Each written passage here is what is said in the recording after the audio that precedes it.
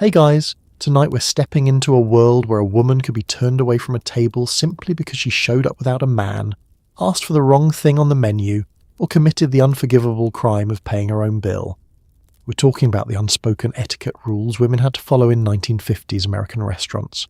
Not the fun, retro, milkshake and chrome kind of 50s, the real 50s, where a hostess could legally refuse to seat you if you didn't have a male escort, where ordering the wrong dish marked you as suspiciously unfeminine, and where simply walking through the wrong door could ruin your reputation before you'd even looked at the menu.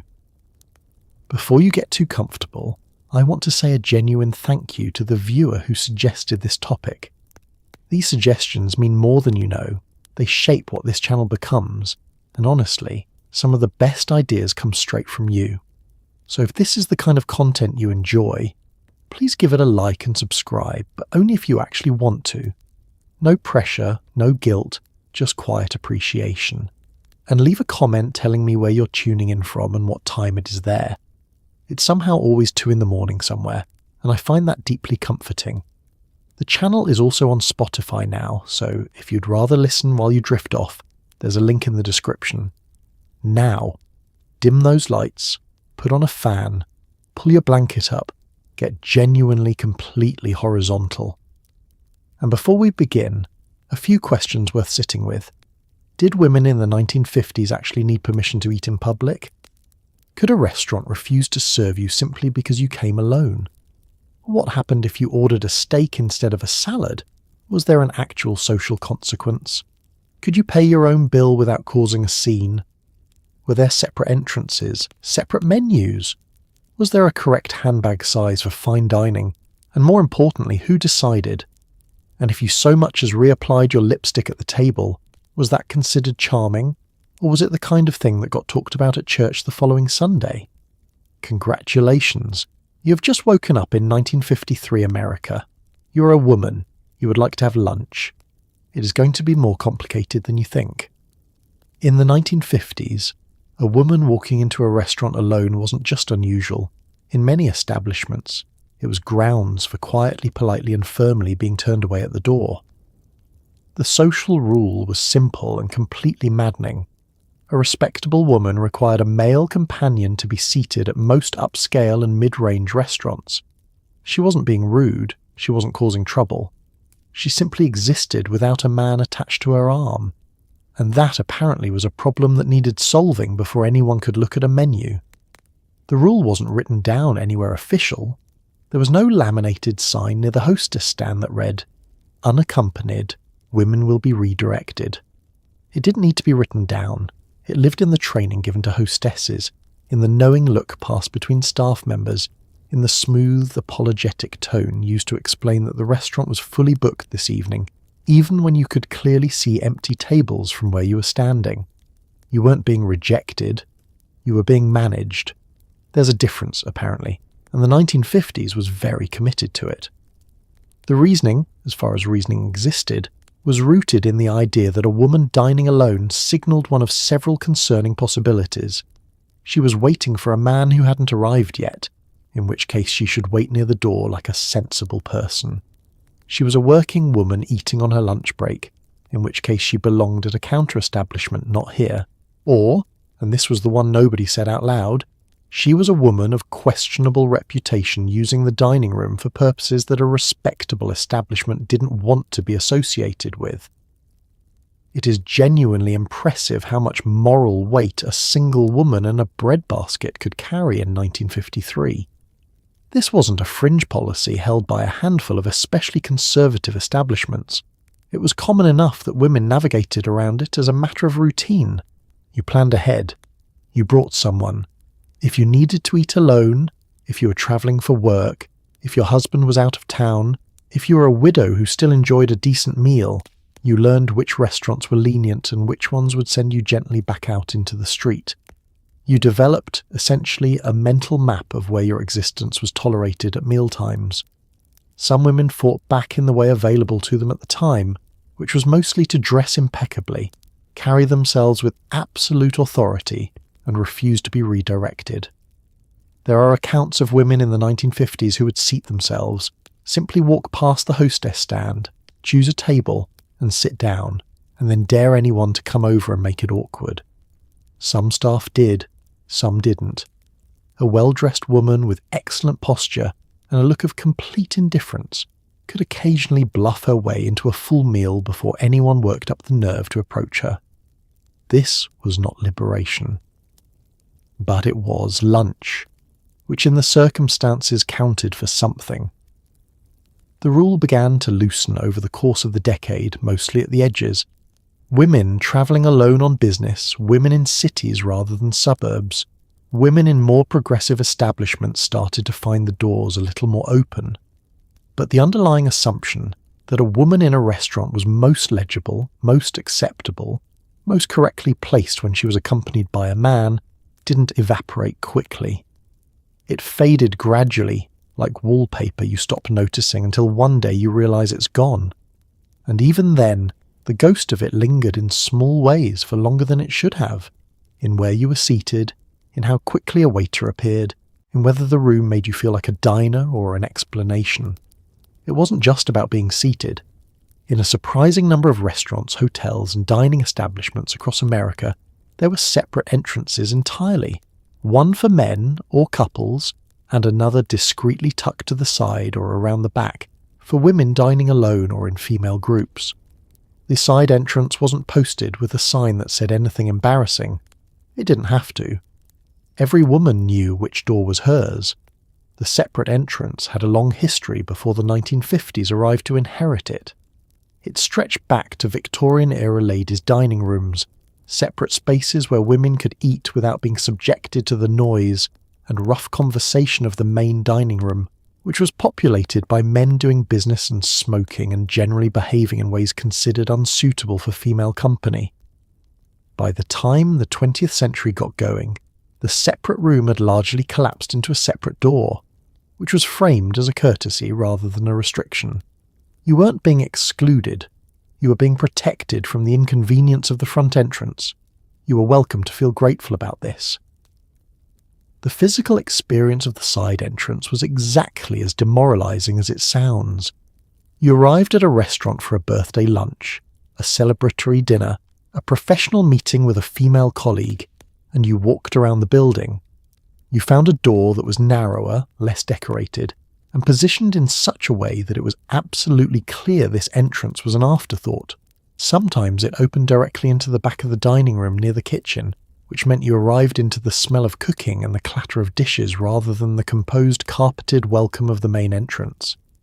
You were in the building, you were just in it differently. Some establishments paired the side entrance with a separate dining area, a ladies' section tucked away from the main room, which could feel either like a privilege or a quarantine depending on how you chose to look at it.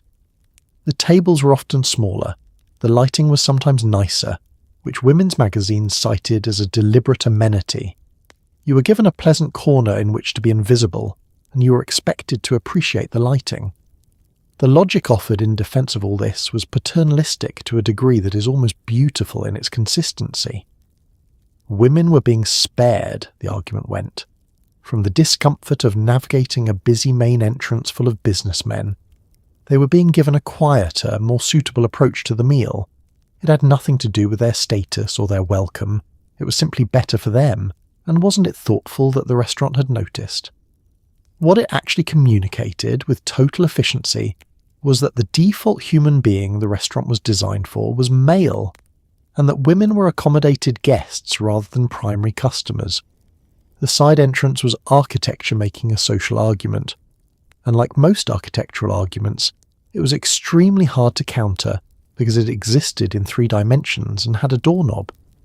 By the late 1950s and into the 60s, the separate entrance started disappearing from most American restaurants, partly because women increasingly refused to use it, and partly because establishments began to notice that women controlled significant household spending, and perhaps alienating them at the door was not optimal business strategy. The front entrance opened, the side door quietly closed. Nobody put up a plaque. Here is a thing that was real, and that happened. Many fine dining establishments printed 2 versions of the menu. The gentleman's menu listed prices next to each item. The ladies' menu did not. The reasoning delivered with a completely straight face by the hospitality industry was that a woman shouldn't have to worry about cost when she was a guest. She should simply order what she liked and allow the man to handle the unpleasant business of money. What it actually meant, of course, was that a woman had no way of knowing what anything cost, which made it nearly impossible for her to pay her own bill even if she wanted to. The menu without prices had a name in the industry. It was sometimes called the companion menu or simply the ladies' menu, and it was produced and distributed with complete sincerity. Designers worked on it. Printers printed it. Hostesses distributed it to women as a matter of standard procedure, and in many establishments nobody on staff found this remotely unusual because it had simply always been done this way, which is how most terrible ideas survive long past the point where someone should have asked a question. The companion menu was often slightly prettier than the regular menu. This detail is not incidental. The covers were occasionally more decorative, softer colours, perhaps a floral motif. The font might be more elegant. The overall impression was of something designed to be held and browsed rather than used for actual decision-making, which was, when you thought about it, a fairly accurate description of its intended function. From the woman's perspective, eating from a priceless menu created a specific psychological dynamic at the table. You couldn't self-regulate based on cost. You couldn't choose the less expensive option to be considerate of whoever was paying. You couldn't know whether the dish you were drawn to was $5 or $15. You were, in the most literal sense, financially in the dark, which meant you were financially dependent on the man across the table from you, in a way that the restaurant had deliberately engineered before you had taken off your coat. It is worth pausing on how precisely this was constructed. Women who are paying for their own meals, widows, professional women, women on dates where they'd agreed to split the cost, had to either ask what things cost, which was considered embarrassing and slightly gauche, or ask the waiter directly, which was considered even more so. Some women simply guessed based on the relative positioning of dishes on the menu, reasoning that whatever appeared at the top was probably the most expensive. Others ordered something safely middle of the road and hoped for the best. It was a guessing game with a bill at the end. The companion menu persisted in many establishments well into the 1960s. When the women's movement began making noise about economic equality and the legal right of women to have their own credit, the menu without prices became one of those small, very specific targets, a symbol that was easy to name, easy to explain, and easy to feel clearly angry about. Restaurants retired them, mostly quietly, without ceremony. Today a menu without prices is a power move in the other direction. It signals exclusivity and the assumption that cost is beneath consideration. The wheel, as they say, turns. But in 1954, not knowing the price of your own dinner was not exclusivity. It was just Tuesday. Even with a menu in hand, a woman's choices in the 1950s were quietly governed by an invisible social contract around femininity and appetite. Ordering a large steak, for instance, was considered unfeminine. Ordering seconds was worse. The acceptable feminine meal leaned towards something light. A chicken dish, a small salad, a delicate piece of fish. Soup was acceptable. A massive slab of prime rib, eaten enthusiastically in public, was the kind of thing that got you described as a lot by the women at the next table and interesting by their husbands. The rules around what a woman ordered were never written down in any formal etiquette guide with quite the directness they deserved. Instead, they were communicated through a system of implication, example, and the quiet but unmistakable social feedback that came from ordering wrong. A woman who ordered enthusiastically, who chose the largest item on the menu, who asked for extra bread or who finished everything on her plate and looked around for more was advertising something. A lack of restraint, a certain coarseness, a failure to perform the delicacy that femininity required. Appetite in the 1950s was not considered a neutral quality in a woman. It was a character indicator. The ideal feminine order was something small enough to suggest you weren't very hungry, which dovetailed neatly with the broader social ideal of a woman who didn't need very much. A small appetite was considered elegant. It implied a certain lightness of being, a refinement of spirit. Women's magazines reinforced this regularly. Articles about dining out often included suggestions for appropriate dishes, and those dishes were consistently in the lighter, smaller, less dramatically flavoured category. You were not going for the lamb chops. You were having the consommé and the sole. Salad occupied a particular place in the feminine ordering hierarchy. A woman ordering a salad as her main course in the 1950s was making a socially correct choice even if she was genuinely hungry, even if the salad in question was small enough to be classified as a garnish. The salad communicated that you were watching your figure, which you were supposed to be doing, and that you were not going to be a burden on the kitchen or the waiter or anyone else at the table. The salad was compliance served on a plate with a light vinaigrette. What was a woman actually not supposed to order? Anything served on the bone, primarily. Anything that required significant physical effort to eat. Lobster, for all its glamour, was considered a minefield. The cracking, the mess, the bib. Ribs were out entirely. A large steak ordered rare. The rare specifically added an additional layer of concern. For reasons nobody articulated clearly but everyone seemed to feel. Garlic was a question mark. Anything that might cause visible enjoyment was to be approached carefully. The irony, sitting with it now, is that the women navigating these rules at 1950s restaurant tables were often the same women doing all the household cooking, planning menus, managing budgets, feeding families. They knew exactly what food was and what it cost and how it was made. But in public, at a restaurant, in the presence of social performance, they ordered the chicken and they left half of it, and they said they weren't very hungry. And then they went home and cooked dinner for 6 people. A woman attempting to pay her own restaurant bill in the 1950s was not just unusual, it was in many social circles actively mortifying for everyone involved. The waiter would typically present the check to the man at the table, regardless of who had ordered, regardless of who had suggested the restaurant, and regardless of who had more money. If a woman tried to intercept the bill, she risked embarrassing her companion, confusing the staff, and generating the kind of low-level social scandal that travelled fast in polite company. The check, in a mixed-gender dining situation, was directed to the man with a reliability that approached physical law. It didn't matter if the woman was his employer. It didn't matter if she had organised the meal specifically to discuss business for which she was paying. It didn't matter if the man in question had already indicated quietly before the meal that she would be covering the cost. The check went to him because the check went to him, and departing from that routine required a kind of negotiation that most people found more trouble than it was worth. Women who needed to pay, who were entertaining business associates, who had extended the invitation, who were simply treating a friend and had every intention of covering it, developed workarounds. The most elegant was to excuse yourself to the powder room near the end of the meal, intercept the waiter quietly on the way back, and arrange payment in advance. This required timing, awareness of approximately when the meal was ending, and a willingness to essentially sneak the act of paying for your own dinner into the evening like a small covert operation. But it worked. The check never appeared at the table. The waiter simply nodded and the meal ended without incident and nobody had to have a conversation about it. Another method involved establishing the arrangement with the restaurant before being seated, which required arriving early, speaking to someone in charge, and explaining what you intended to do.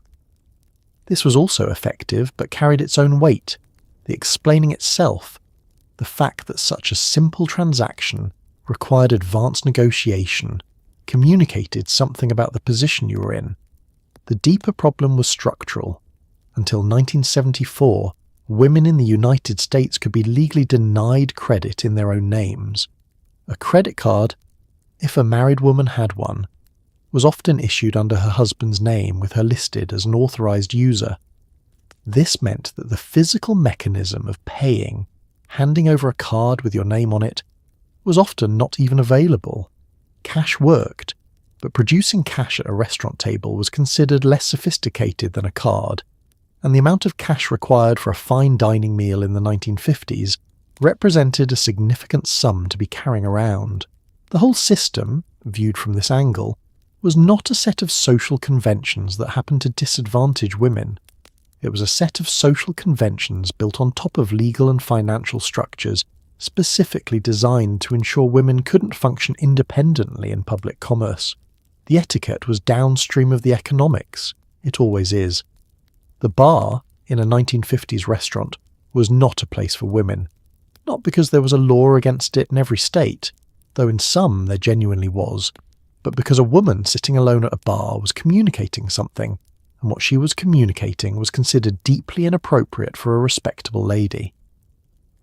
The bar was where men unwound, conducted informal business, and discussed things women didn't need to hear. A woman at the bar, unaccompanied, was either lost, confused, or up to something. None of those were good. The laws, where they existed, were remarkable documents. Several states maintained statutes through the 1950s and into the 60s that prohibited women from sitting at bars, sometimes from being served at bars at all, unless they were accompanied by a male companion. Michigan had one. Some local ordinances went further, restricting women's presence in certain types of drinking establishments categorically. These laws were justified, and here we are again with the justifications, on the grounds of protecting women from environments that were unsuitable for their moral well-being. The protection, it should be noted, was not requested. Even where no law existed, custom accomplished the same thing with complete efficiency. A woman who sat at a bar was a woman who had announced by the act of sitting there that she didn't care what that implied about her. Most women cared. The social consequences of being seen as not caring about your reputation were significant enough in the 1950s that the majority of women simply didn't test the bar question at all. They went to the table. They waited to be seated. They stayed in the designated areas. The bar was not their territory and they behaved accordingly. The men-only bar had a long history in America and Britain both, rooted in the gentleman's club tradition of the 19th century and the saloon culture of the American frontier, both of which had constructed male social space as something specifically requiring the absence of women. The bar was where men were themselves, whatever that meant. Women's presence was considered both a constraint and a disruption. They required different behaviour, different language, different topics. Keeping them out was framed as a gift to everyone, including the women. The cocktail lounge emerged in part as an answer to this division. Cocktail lounges were designed to be respectable enough for women, quieter, more decorated, often attached to hotel dining rooms, and women could be served there in mixed company without raising eyebrows. The cocktail lounge was essentially the bar with a carpet and the implicit promise that no one would behave in ways that required shielding you from it. It was compromise architecture, designed to solve the problem of women wanting to drink socially in public without disrupting the male space that the actual bar represented. By the late 1960s, women began sitting at bars in significant numbers, and the legal prohibitions were challenged and eventually struck down. But the informal discomfort persisted much longer. The slight pause, the second glance, the particular quality of male attention a woman received at a bar that she didn't receive at a table, which communicated in its own way that she was still in territory that hadn't fully decided it wanted her there. Where a woman sat in a restaurant in the 1950s was not simply a matter of preference or availability. There was a social geography to the dining room and everyone understood it. The best tables, near the window, in the centre of the room, visible and prominent, were for couples or important men.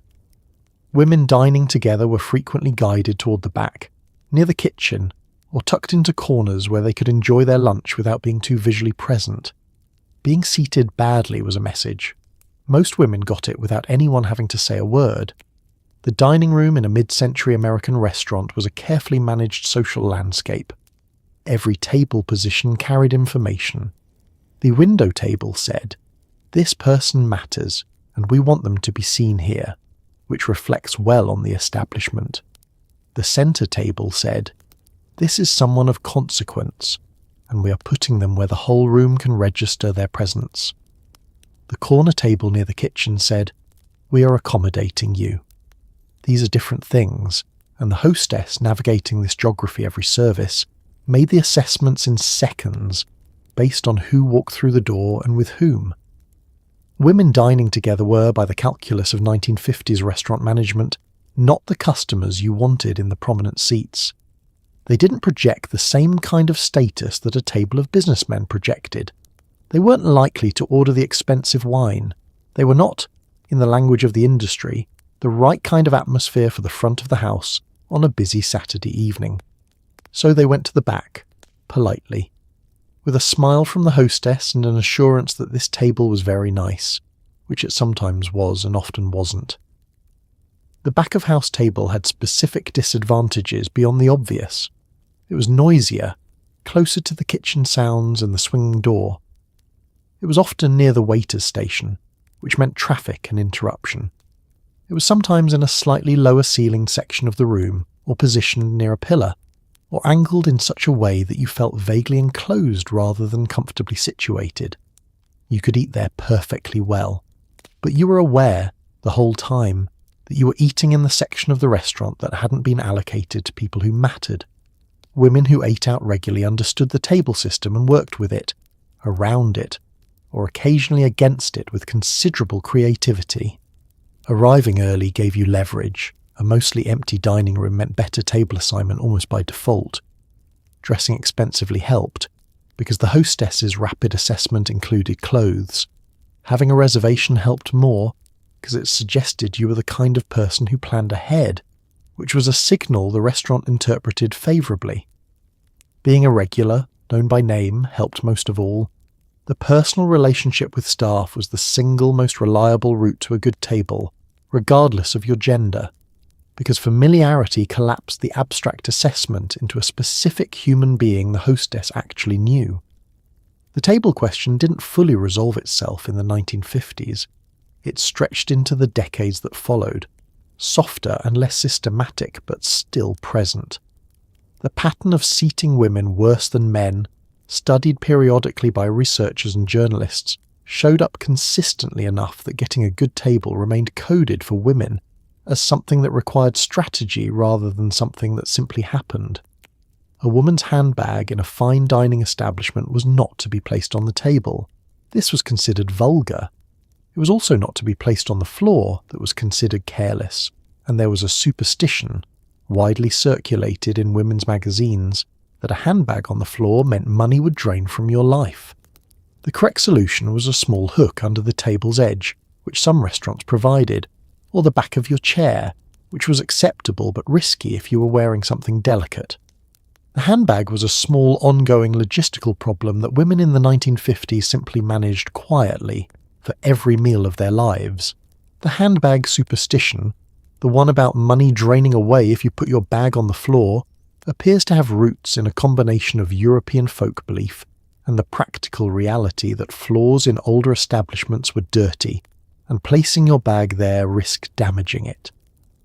The superstition gave the practical concern a mystical coating, and made it memorable enough to pass down through generations of women who may or may not have believed it literally but observed it anyway, because the cost of not observing it, even symbolically, felt higher than the cost of simply not putting the bag on the floor. This is how most etiquette rules persist, not because people are certain they matter, but because the uncertainty is uncomfortable. The table was also prohibited, and here the reasoning was entirely aesthetic and class-based. A handbag on the dining table was considered evidence of a certain kind of woman, one who hadn't been taught better, or one who didn't care, which was worse. The table was for food and for conversation, and for the objects of the meal itself. Your personal belongings were not objects of the meal. They were you, arriving with baggage, which fine dining preferred you to conceal. The handbag hook, where it existed, was one of those small design details in upscale restaurants that women noticed and men generally did not. A small chrome hook on the side of the table, angled outward to hold a bag handle. Its presence signalled that the restaurant had thought about women as customers, which in the 1950s was not universal. Finding a hook felt like a small relief, one less thing to manage, one less spatial problem to solve. Some women carried small suede pouches designed specifically to hold a handbag off the floor when no hook was available. A product that existed because the problem was widespread enough to generate a market. The back of the chair presented its own complications. A handbag hanging from the back of your chair was technically correct, but created a nagging awareness throughout the meal. It could be reached by someone walking behind you. It shifted when you shifted. And if your chair was positioned near a thoroughfare, the bag became a mild obstacle to waiters and other diners. You were aware of it in the way you're aware of anything that is approximately solved but not fully solved. Which was, in many ways, a fair description of the position of women in 1950s fine dining in general. In the early 1950s especially, a woman arriving at a restaurant for lunch wore gloves. This was not optional in certain circles, it was simply what you did. The question of when to remove them, however, required judgment. You removed them before eating, obviously, but you did not simply peel them off and pile them on the table like shed snake skin. There was a correct way, slow, deliberate finger by finger, and then they were to be placed in your lap or tucked neatly into your handbag. A woman who removed her gloves incorrectly was the kind of woman who had not been properly raised, and everyone at the table knew it. Gloves at lunch were a holdover from an earlier era that the 1950s hadn't fully relinquished. In the teens and 20s, gloves had been mandatory for respectable women outdoors in virtually any context. They were as fundamental to public appearance as shoes. By the 50s, the grip had loosened somewhat, but the glove habit persisted at luncheons, at formal afternoon events, at anything that called itself a ladies' lunch with any degree of seriousness.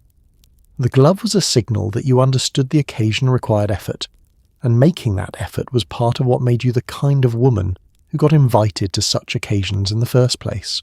The technique of glove removal was something women learned either explicitly from mothers or etiquette instructors, or implicitly by watching other women do it correctly and understanding intuitively that there was a correct way. The method involved pulling gently at each finger, loosening the glove from the inside out, and then sliding it off in a single smooth motion. You did not yank, you did not wrestle, you did not shake your hand impatiently until the glove flew off in the direction of the soup.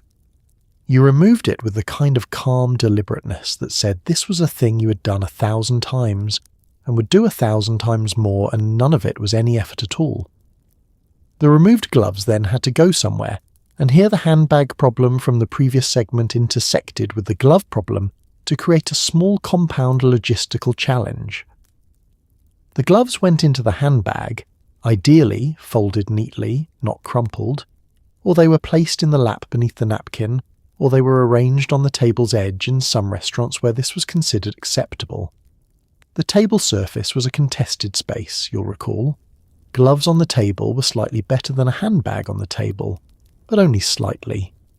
All of this was performed while also managing the coat, if you'd arrived in one, and the hat, if you were still wearing it indoors, and the handbag, and the chair, and the menu, and the social greeting of whoever you were meeting, and the general composure required to walk into a restaurant as a woman in the 1950s and not appear to be performing an enormously complex juggling act in heels. You were simply arriving for lunch. Everything was fine, the gloves were coming off correctly, and you had always known exactly where they were going. Nothing about this required effort at all.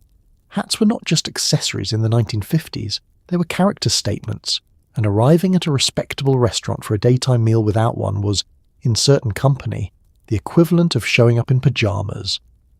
The hat announced that you had made an effort, that you understood the occasion, and that you were the kind of woman who took things seriously. Wearing the wrong hat, too casual for the restaurant, too formal for the hour, too attention-seeking for a quiet lunch, was also a problem. The hat had to be correct. It was always something. The 1950s were genuinely a great era for hats, in the sense that there were a great many of them and they were taken with extraordinary seriousness. The pillbox, the wide brim, the half hat perched forward on the head, the snood for more casual occasions, each style carried social information about who you were, where you were going, and how seriously you were taking it. Millinery was not a hobby. It was a fluency. A woman who understood hats was a woman who understood how to dress for the context she was in, and a woman who didn't was a woman who would be talked about gently and with concern by the women who did. The lunch hat was a specific category, not the full formal hat of a wedding or a church occasion. That was too much for a Tuesday at the restaurant with two friends. But not a casual headscarf either, which belonged more properly at the grocery store or in the garden, and made a statement of informality that a good restaurant could not be expected to fully absorb without registering it. The lunch hat was moderate, structured, tasteful, not so ornate as to suggest you'd confused a chicken salad with a christening. It sat correctly on the head, which meant it had been pinned in place because hats in the 1950s did not simply balance there on goodwill and hair. They were secured with pins that had to be inserted at the correct angle and removed, later without undoing your entire hair arrangement in the process. Wearing the hat through the meal was also, in the early 1950s, still done. The older etiquette held that a hat once on stayed on through the event unless you were specifically in someone's home. A restaurant was not a home, therefore the hat remained. By the mid-decade, younger women had largely stopped eating in their hats, removing them with the coat in the vestibule or at the table early in the meal, which left the question of where the hat went. Not the floor, obviously. Not the table, and so again. The chair back, the seat beside you. If the chair was empty, the handbag, if it was a very small hat and a very large handbag. The logistics of being a woman in a restaurant in the 1950s were, taken together, the logistics of managing 5 to 7 objects simultaneously, while appearing to be doing nothing at all except enjoying your lunch. The hat as a mandatory lunch accessory was largely gone by the mid-1960s, when younger women's fashion moved away from it with some enthusiasm.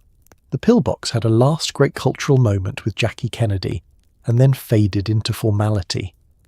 But in the early 1950s, on a Wednesday afternoon at a decent restaurant in any American city, the hat was simply part of arriving. You wore it. You managed it. And if it was the right hat for the occasion, nobody mentioned it, which was the highest compliment available. A woman in the 1950s was expected to look put together at all times. She was simultaneously not supposed to visibly maintain that appearance in public. Applying lipstick at the table was considered gauche in polite company. The correct approach was to excuse yourself to the powder room, refresh everything privately, and return looking effortlessly composed, as though beauty simply happened to you. A compact mirror whipped out over the dessert course was the kind of move that made older women at nearby tables inhale sharply through their noses. The contradiction at the centre of this rule was breathtaking in its completeness. You were required to look perfect. You were forbidden from being seen doing anything that contributed to looking perfect. The result was supposed to be the appearance of a woman who had simply emerged from wherever women came from, already fully assembled, requiring no maintenance, no effort, no tools, just naturally, permanently, correctly presented. This was not a standard applied to men, who were permitted to exist in public as the biological organisms they were, without anyone suggesting they pop to the restroom to manage it. The specific prohibition on table cosmetics had been articulated in etiquette guides going back several decades, but the 1950s brought to it a particular intensity, partly because cosmetics had become more widely used and more visible, and the industry had expanded enormously in the post-war years. More women were wearing more makeup, which meant more women had more to reapply, which meant the rule against reapplying it in public had more opportunities to be broken. Etiquette columnists responded to this with a frequency that suggests the problem was widespread, and the columnists were genuinely alarmed. The lipstick was the central offender. Compact mirrors were secondary. A woman opening her handbag at the table and producing a tube of lipstick was performing an act of grooming in public that the etiquette establishment considered equivalent, in spirit, to a man combing his hair at the dinner table. It made the mechanics of your appearance visible.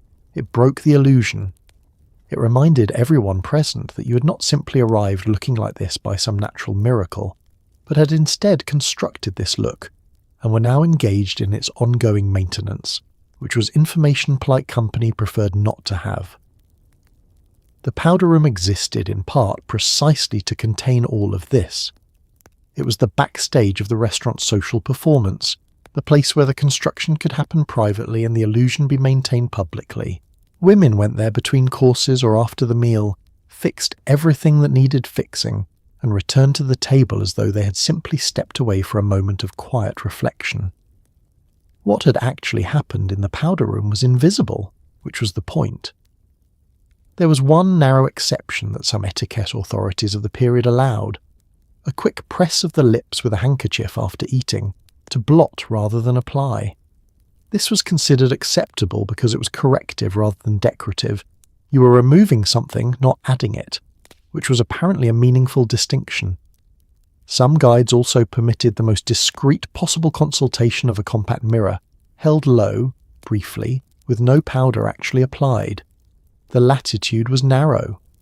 The surveillance from surrounding tables was reliable, and most women, having absorbed the rule early, simply went to the powder room because it was easier than calculating exactly how much mirror consultation the women at table 14 would be willing to overlook. Women smoked in the 1950s, and restaurants accommodated it, but there was a right way and a wrong way for a woman to smoke in public. Smoking was generally acceptable after the meal, not during. A woman lighting a cigarette before the food arrived was making a statement, and not necessarily a flattering one. The cigarette was to be held in a specific, elegant way. Smoking was not to be rushed, and under no circumstances was a respectable woman to be seen lighting her own cigarette if there was a man at the table who could do it for her, because allowing him to was simply good manners. Women smoking in public had been a contested act for decades before the 1950s arrived to partially resolve the question.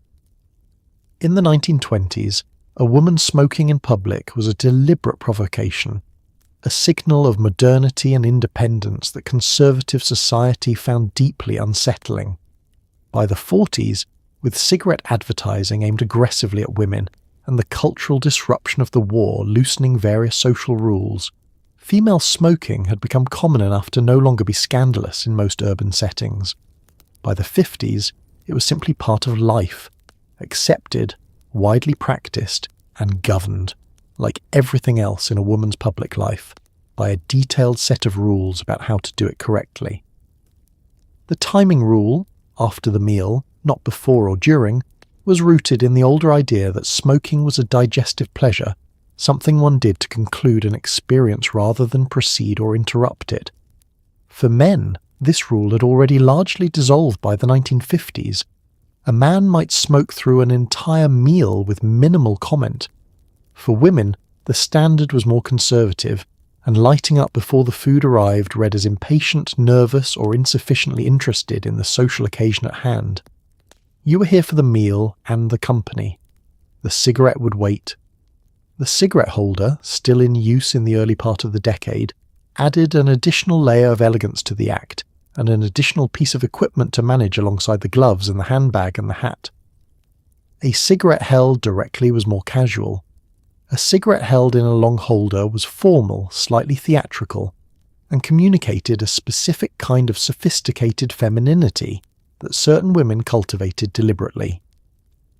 The holder also had the practical advantage of keeping the smoke slightly further from your face, which was relevant if you were concerned about your complexion, which every women's magazine in America was suggesting you should be at all times. The lighting ritual was its own performance. A woman did not light her own cigarette if a man was present. She produced the cigarette, held it in position, and waited. The man was expected to notice, produce a lighter or match, and perform the lighting. The woman leaned in slightly, the cigarette was lit. She drew back and exhaled, and then she thanked him briefly, not effusively, not elaborately, just a small acknowledgement that communicated she had expected this service, and received it as was appropriate. The whole sequence took about 8 seconds and communicated a complete social understanding between two people about who was performing what role at the table. A woman who lit her own cigarette when a man was present was either making a point or unaware that she was making one. Both were noted. The point, if intentional, was about independence, which in the 1950s restaurant context was a point best made carefully and in the right company. By the late 60s, the lighting ritual had largely dissolved. Another small ceremony that nobody formally abolished. It simply stopped happening as the social framework that had given it meaning shifted around it. And one day, nobody was waiting to be lit, and nobody was reaching for their lighter, and the 8-second performance was simply over. Ordering wine at a restaurant dinner in the 1950s, if you were a woman, was a navigational exercise. You did not order first. You did not order something too expensive that was showing off with someone else's money. You did not order something too cheap that suggested you didn't know anything, which was also a problem. The safe move was to defer to your companion, express appreciation for whatever was chosen, and drink it graciously regardless of whether you liked it. If you did know about wine, you kept that largely to yourself unless asked, because a woman who knew too much about wine at the dinner table was occasionally described as formidable, which in 1950s social vocabulary was not entirely a compliment. The wine ritual in a fine dining establishment in the 1950s was a male performance. The sommelier, where one existed, approached the man. The wine list was presented to the man. The selection was made by the man. The small pour was offered to the man for tasting and approval. The woman at the table was an audience for this process, expected to observe it with appreciation and receive the wine when it was poured for her with an expression suggesting she was delighted by whatever had been chosen. Her preferences, where they existed, were to be communicated to her companion privately and gently before the sommelier arrived, so that he could incorporate them into his decision in a way that made the final choice appear to be his. This was not a conspiracy against women who liked wine. It was simply the application of the general principle that governed the entire dining experience. The man managed the occasion, and the woman was graciously present within it. The wine was just where this principle had its most ritualized expression, because wine selection in fine dining carried the most visible social weight. Choosing badly reflected on the man. Choosing well was a demonstration of his sophistication and his care for his companion. The woman's role in this sequence was to make the man's performance meaningful by receiving it warmly. A woman dining with other women faced a different version of the same challenge. Without a man to manage the wine selection, the task fell to someone at the table, and whoever accepted it was doing something slightly unconventional for the era. She had to approach the wine list, make a selection, conduct the tasting, and approve the pour, performing a role that the sommelier had been trained to direct toward men, and that therefore required a certain confidence to claim. Some women found this straightforwardly fine. Others found the sommelier's slight recalibration, the almost imperceptible adjustment in manner when addressing a woman as the primary wine decision-maker, enough to make the whole thing mildly uncomfortable. Women who genuinely knew about wine occupied a specific social position that required management. Knowledge was not the problem. The problem was display. A woman who demonstrated wine knowledge loudly, who corrected a companion's choice, who engaged the sommelier in detailed technical conversation, was being unfeminine in the precise way the 50s found most troubling. She was occupying expertise in public, which was considered a male prerogative in most fields, and wine was one of them. The woman who knew about wine and said very little while her companion ordered something she privately considered mediocre was performing the decade correctly. She drank the mediocre wine and felt, we can only hope, at least somewhat righteous about it. The women's powder room in a 1950s restaurant was not simply a bathroom. It was a satellite dining room without the food, a place where women retreated between courses to fix their hair, compare notes on the evening, exchange opinions on the men they'd left at the table, and conduct whatever portion of their social lives required privacy. Attendants were sometimes present, offering towels, perfume, and discretion. Tipping the attendant was mandatory if you used anything she offered, and not tipping was the kind of small failure that could haunt you. The powder room in a quality establishment was designed with the understanding that women would spend actual time there. Not just a functional visit, but a social interlude. The mirrors were good, well lit, full length in some establishments, positioned to allow a woman to assess her entire appearance from multiple angles before returning to the dining room. The counter space was generous, accommodating the array of small items a woman might need: lipstick, powder compact, comb, a small bottle of perfume if she'd brought one, a hairpin or two for repairs. The room smelled better than the rest of the restaurant, of powder and faint perfume, and the particular neutral cleanliness of a well-maintained lady's space. And the lighting, consistently, was softer and more flattering than anywhere else in the building. The social function of the powder room was not incidental to its design. Women understood that going to the powder room during a dinner party or a restaurant meal was also going somewhere to talk. Conversations happened there that could not happen at the table, frank assessments of the evening, honest opinions about companions, the rapid exchange of information between women who needed to communicate something without doing it in front of the men they were dining with. The powder room was where you told your friend that her husband had been rude to the waiter, or that the other couple they'd come with were clearly having a terrible evening, or that you needed to leave earlier than planned, and could she please help engineer an exit. It was a communication infrastructure, private and self-regulating. The attendant, where present, added a layer of formality to the space that changed its character slightly. She was there to hand you a towel, a fresh one, not a shared cloth, and to offer small items: a safety pin, a needle and thread for emergency repairs, a small spray of perfume from a selection of bottles lined along the counter. She was discreet, helpful, and present in the background in the way that good service always is, and she had to be tipped. This was not optional, not a suggestion, not a matter of personal discretion. If you used a towel, you tipped. If you used a needle and thread, you tipped more. Failing to tip the powder room attendant was a lapse in manners serious enough to be cited in etiquette guides, alongside the lipstick rule and the gloves, because the attendant was doing work and the woman who didn't acknowledge that was a woman who had missed something important about how the world functioned. The powder room also enforced its own informal social hierarchy. Women from the same dining party entered together and exited together. Strangers acknowledged each other with small nods and the universal language of shared mirror space. The room was, briefly, egalitarian in a way the dining room was not. In the powder room, everyone was managing the same logistics, fixing the same things, navigating the same space. You could make a small joke to the woman beside you about your hair, and she would understand it completely because she was having the same problem. It was a 5-minute democracy before you went back out to your assigned table in the social geography of the dining room. A woman eating alone in a restaurant in the 1950s was a minor social spectacle. She was stared at.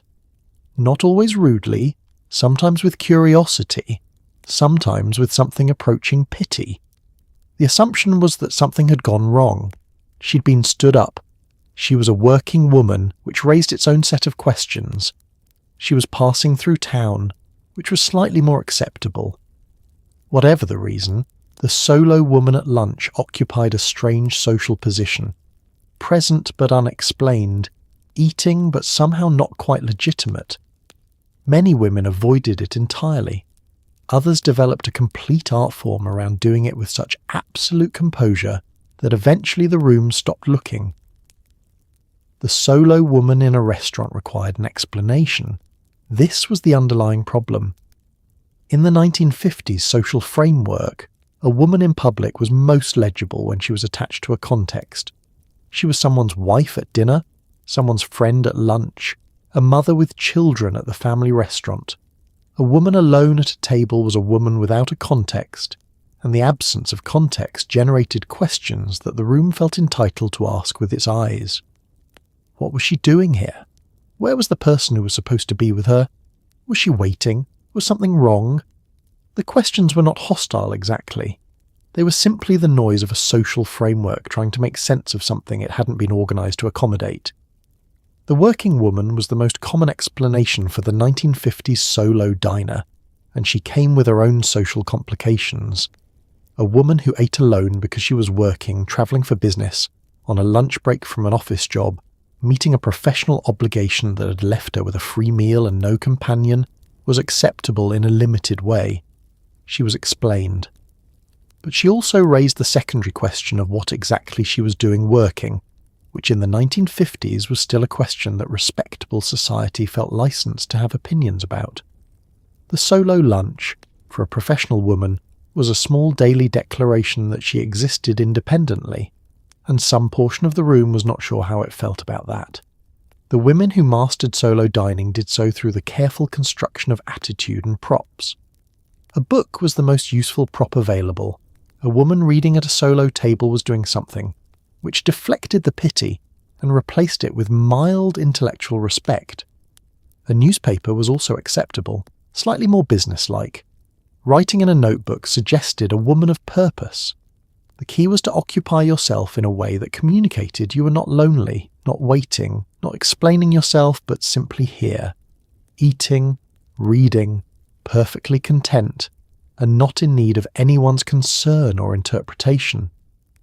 The posture required for this was very specific, upright, relaxed, unhurried.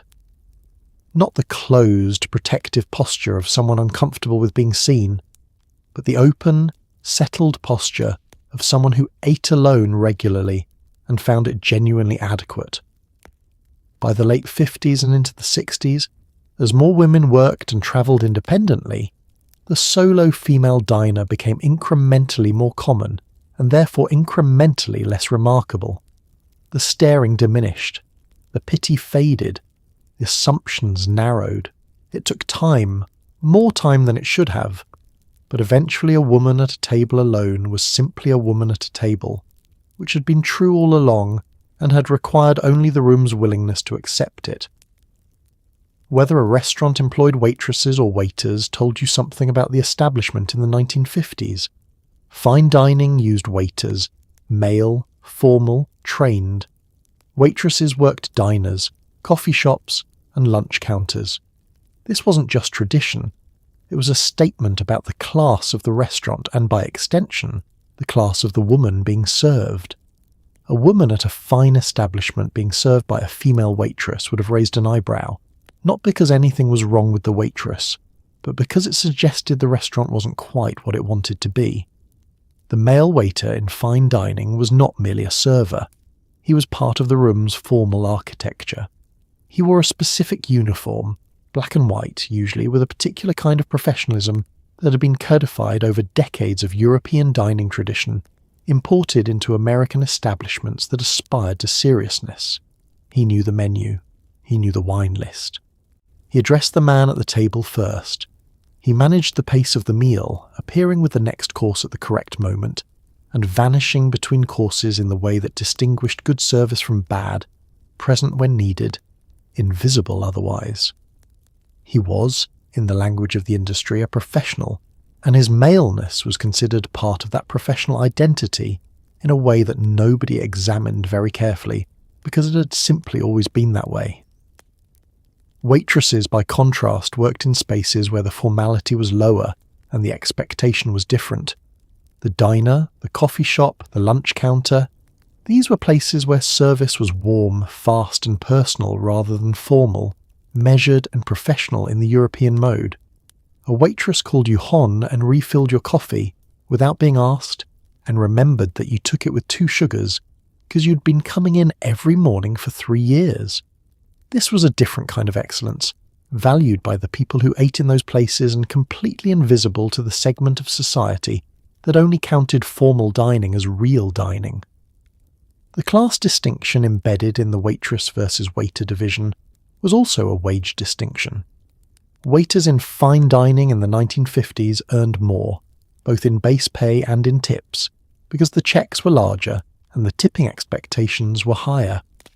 Waitresses at diners and lunch counters worked harder in terms of volume and speed and earned less from a customer base that was less affluent and tipped accordingly.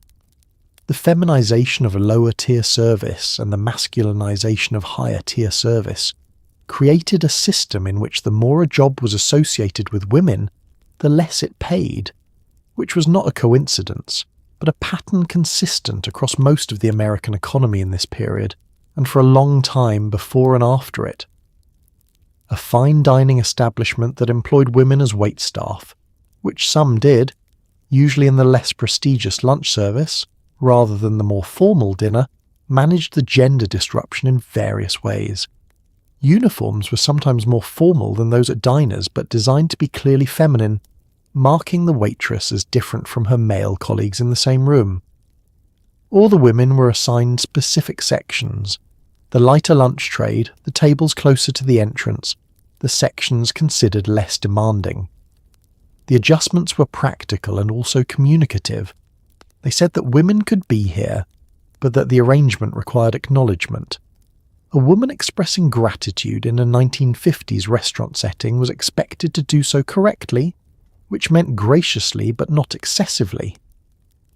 Thanking the waiter too warmly was considered overly familiar. Not thanking him at all was rude.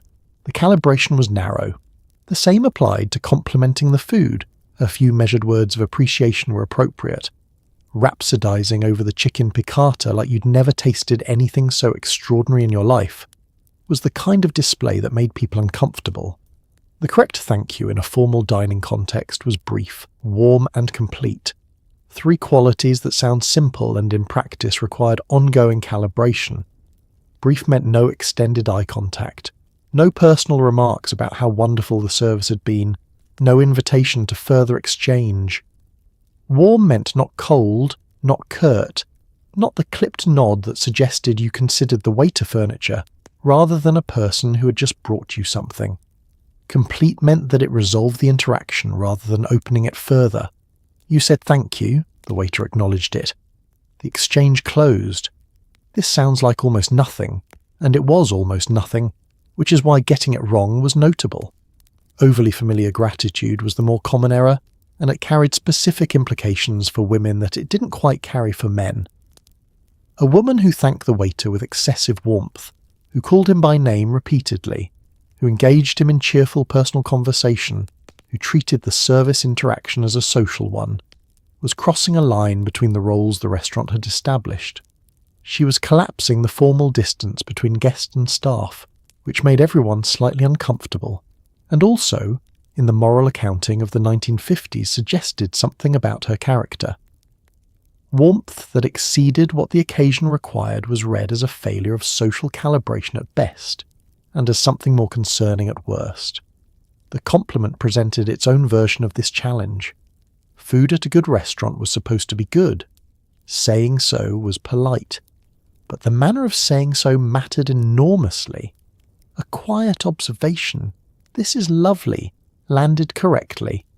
A rapturous declaration, "I have never in my life tasted anything like this, I could eat this every single day, how does the chef do it?" was excessive.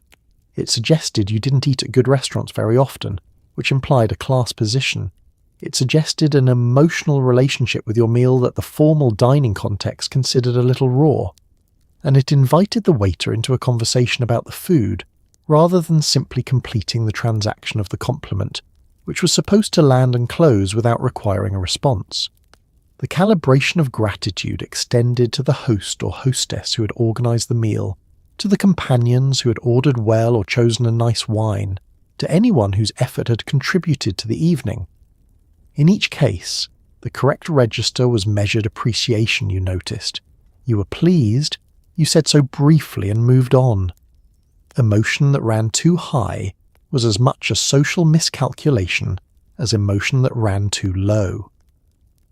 The goal, always, was the appearance of a woman who was neither overly delighted nor insufficiently grateful, a woman who occupied the exact centre of appropriate feeling, which was a moving target and a full-time occupation. If the food arrived incorrectly in a 1950s restaurant and you were a woman, you had options, and most of them were bad. Sending it back was aggressive and made everyone at the table uncomfortable. Eating it anyway without mentioning it was the polite choice, which means you ate the wrong dish and paid for the privilege of not causing a scene. Quietly mentioning it to your companion and letting him address it was the socially accepted middle ground, which involved handing your problem to someone else to solve while you sat there composed, having done nothing wrong and fixed nothing yourself. The wrongly delivered dish was one of those small, perfect tests of 1950s feminine etiquette, because it placed a woman in direct conflicts between two competing values. her right to receive what she'd ordered, and the social expectation that she would not make trouble. These values were not compatible, and the social expectation won nearly every time in nearly every context. The woman who sent her dish back was a woman making a scene. She was drawing attention, asserting herself, creating an interaction between herself and the staff that went beyond what the occasion was supposed to require of her. She was a problem, even if the kitchen had made the original problem first. The calculus was particularly uncomfortable when dining with a male companion. A woman sending food back in front of a man she was with created a social awkwardness that rippled outward in multiple directions at once. It might embarrass him, suggesting he hadn't chosen the restaurant well enough to prevent this.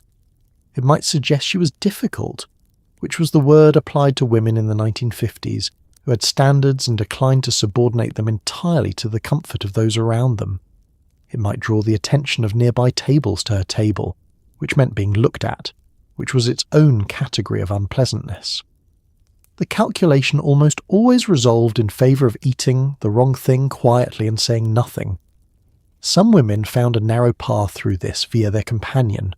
A slight lean, a quiet word, "I think mine might be the wrong dish," delivered in a tone that was informational rather than complaining, transferred the problem to the man without requiring either of them to acknowledge that she was unable to simply address it herself. He could then flag the waiter, present the issue, and manage the resolution as part of his general management of the occasion. The food would be corrected. The woman would receive what she had ordered.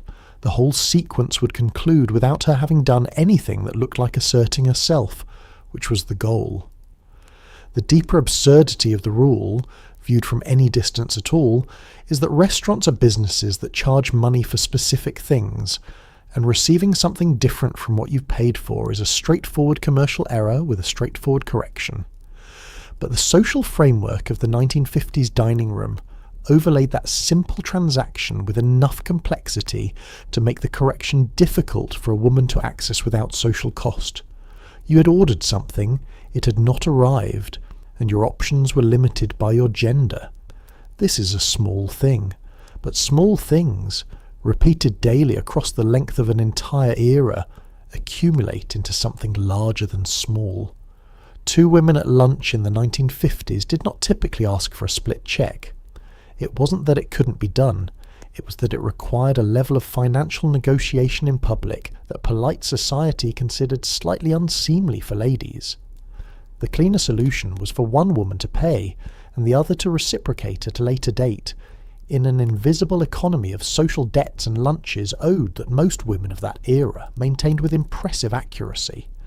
The split check as a concept existed on a spectrum of social acceptability in the 1950s that depended heavily on the type of establishment, the social background of the women involved, and the general formality of the occasion. At a diner or lunch counter, splitting was relatively unremarkable. The informality of the setting made financial practicality acceptable in ways that formal dining did not. You put your money on the counter, your friend put her money on the counter, the matter was resolved without ceremony. The counter was democracy, as noted previously, and that democracy extended to the bill. Fine dining was different. In a formal restaurant, asking for separate checks required a conversation with the waiter that introduced financial mechanics into an occasion that was supposed to be above financial mechanics. The waiter had to produce multiple checks, calculate correctly, manage two separate payment transactions, all of which was perfectly possible and which fine restaurants accommodated when required, but which created a visible moment of pragmatism in an environment devoted to the appearance of effortless grace. The split check exposed the machinery behind the curtain, and the machinery behind the curtain was not supposed to be visible. The informal reciprocal economy that women used instead was, in its own way, a sophisticated system. You kept track, not in a ledger, not with anything written down in memory, in the running social accounting that women maintained as part of the general management of their social relationships. She paid last Tuesday, I'll get this one. She got the expensive lunch 2 weeks ago. I'll take care of today's and she'll know why. The system required trust, memory, and a shared understanding of what counted and what didn't, and it generally worked because the women operating it were good at it. They had been managing social obligations and reciprocities their entire lives. A lunch debt was the easiest kind. What the informal economy couldn't accommodate was the lunch with a new acquaintance or a professional contact, or someone whose relationship to the reciprocal system was unclear. In those cases, the calculation became more complex. Someone had to pay, but who and on what basis, and what did it mean that she was paying? If your lunch companion was someone you barely knew and she paid, you now owed her a lunch, which meant you were in a social relationship that had been formalized by the check, which might not be the relationship you'd intended to enter. These were the complications that the split check would have neatly avoided. But the split check was not, in 1954, the available solution, so you navigated the complications instead. Hotel restaurants in the 1950s operated under their own additional layer of social rules for women. A woman eating in a hotel dining room alone was subject to more scrutiny than almost anywhere else, because the combination of a woman, a hotel, and dining unaccompanied implied possibilities that polite society did not like to name out loud. Some hotels had policies, either official or unofficial, that required women dining alone to be accompanied, or at minimum to be verified as a registered guest. The hotel dining room was less a place to eat, and more a social examination you had to pass before the soup arrived. The hotel's particular complexity for women came from its dual identity as both a public restaurant and a private accommodation. A restaurant was a public space. Anyone could walk in off the street, in theory. A hotel was a private space that housed strangers in intimate proximity. The combination, in the cultural imagination of the 1950s, created a zone of moral ambiguity that society policed with considerable energy. A woman alone in a hotel, regardless of whether she was a registered guest, a travelling businesswoman, a conference attendee, carried an implied question about her purpose that the same woman in a standalone restaurant did not quite carry to the same degree. Hotels had developed various strategies for managing this ambiguity, most of them operating under the language of hospitality while serving the function of surveillance. The maître d' in a hotel dining room might ask a woman dining alone whether she was a guest of the hotel, a question framed as helpful but functioning as a screen. If she was a registered guest, she had a reason to be here, she was explained.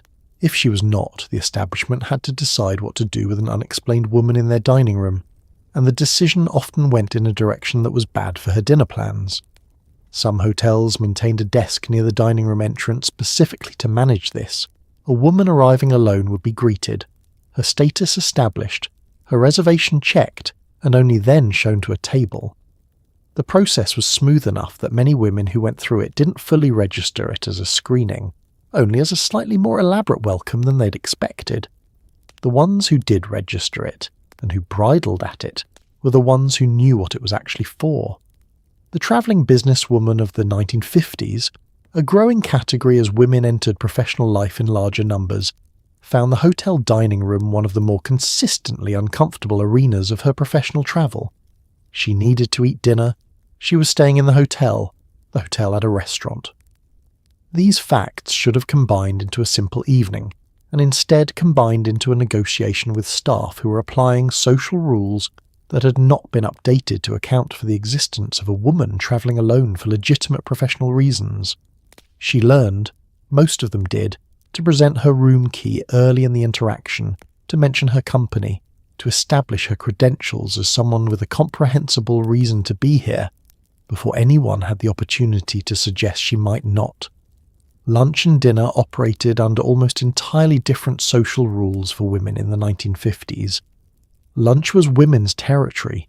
It was acceptable, even expected, for women to lunch together, to organise their days around midday meals, to use lunch as the primary arena of female social life.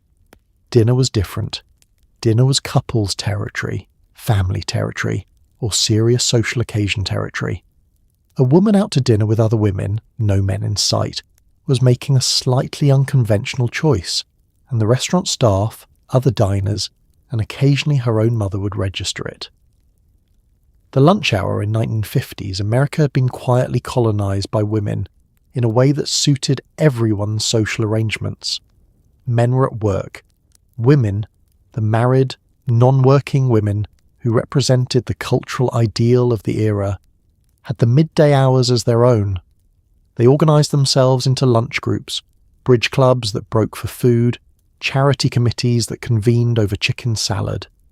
The restaurant industry had accommodated this reality by creating lunch menus, lunch pricing, and lunch atmospheres calibrated to the female midday customer.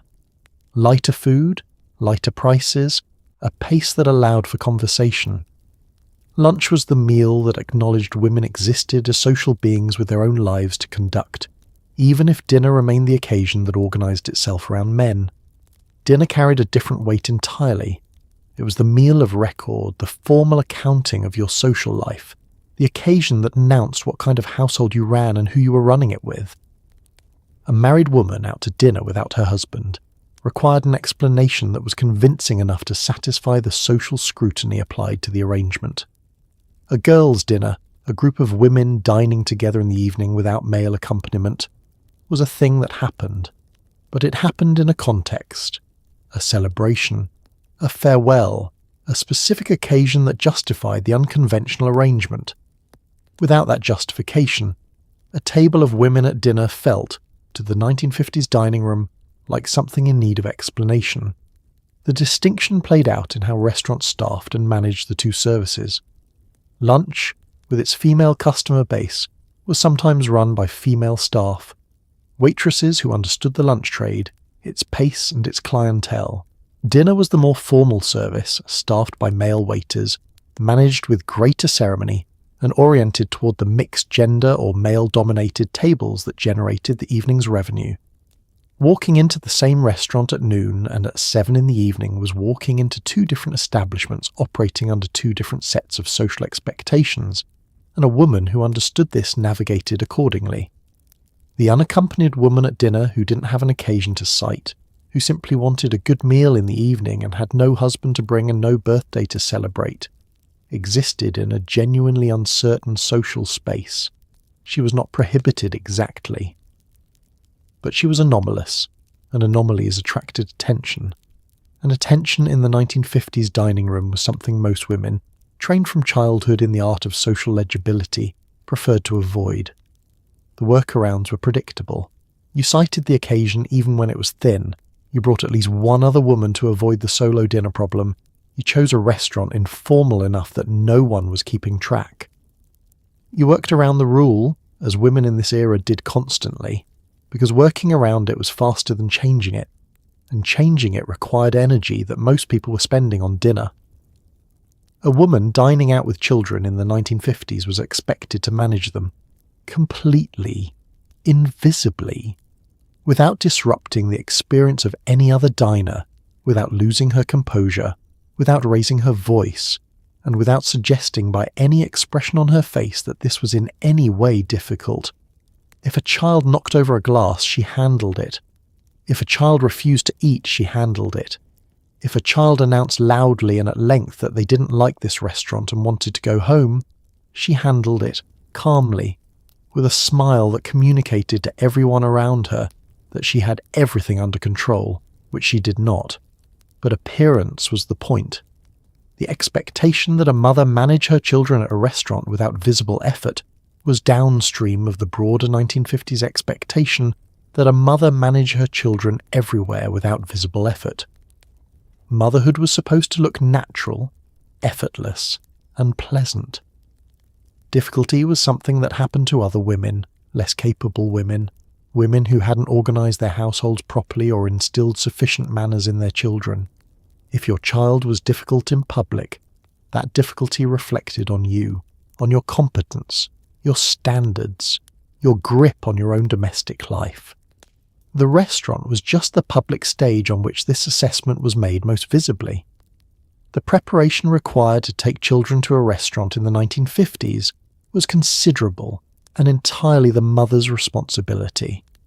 She had briefed them at home: you will sit quietly, you will use your utensils correctly, you will not speak until spoken to, You will not ask for things loudly. You will eat what is ordered for you without complaint. She had chosen the restaurant carefully, selecting one with a children's menu and a noise level that could absorb a degree of child activity without the whole room turning to look. She had timed the outing so that no one was tired or hungry before arriving, which required an accuracy of scheduling that could, on any given day, be undone in the final 20 minutes by a nap that went too long, or a shoe that couldn't be found. At the table, she managed the cutlery situation. Children and formal cutlery are natural adversaries. She managed the bread. She managed the ordering on their behalf. She managed the waiting time between courses, which for a child is a geological era. She fielded the questions about when the food would arrive, intercepted the reaching across the table, redirected the conversation when it moved toward topics that the neighbouring tables should not be required to overhear. She did all of this while also eating her own meal, conducting adult conversation if she was with other adults, and maintaining the expression of a woman for whom this was all entirely manageable. The father at the family restaurant table in the 1950s had a different relationship to the children than the mother did. He was a presence. His presence was itself considered a contribution. If he helped, that was noted and appreciated. If he didn't, that was understood as the natural order. The management was hers. The performance of effortless management was hers. The consequences of any visible failure in that management, the stares, the sighs from nearby tables, the quiet judgment of the hostess were hers.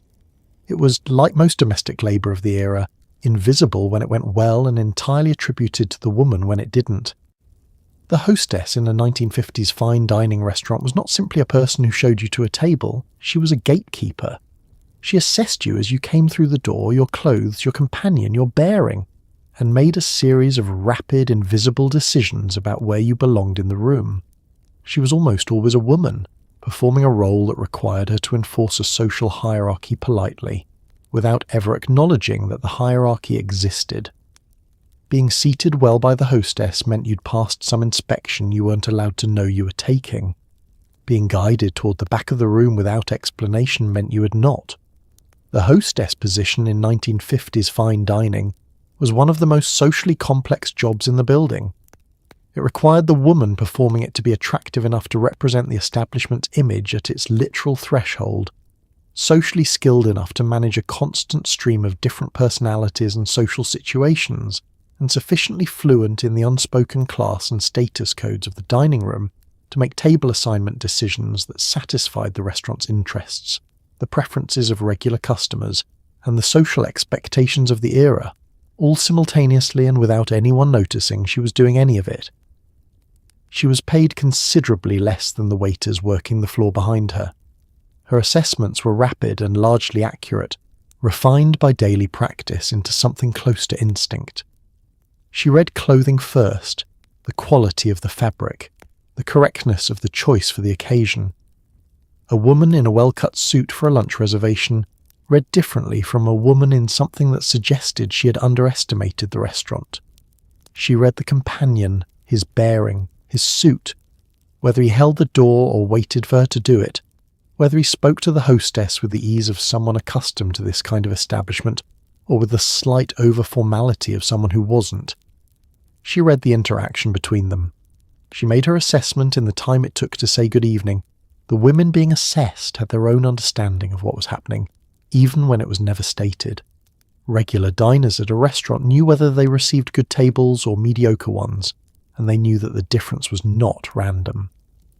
Women who wanted good tables dressed for it deliberately, not for the occasion exactly, but for the hostess's assessment of the occasion, which were related but not identical. You wore the thing that said you belonged in the front of the room because you had learned, through accumulated experience, that the thing you wore was being read at the door, and that its message was being translated directly into square footage from the kitchen. The hostess herself occupied a strange social position, a woman who enforced a hierarchy that she was simultaneously subject to. She managed the front of the house with authority over where every customer sat, and she was paid less than the men bringing those customers their food.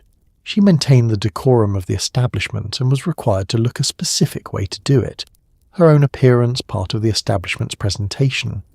She was, in miniature, a version of the same constraint operating on every woman in the room, expected to manage a complex social performance flawlessly and receive considerably less credit than the performance warranted.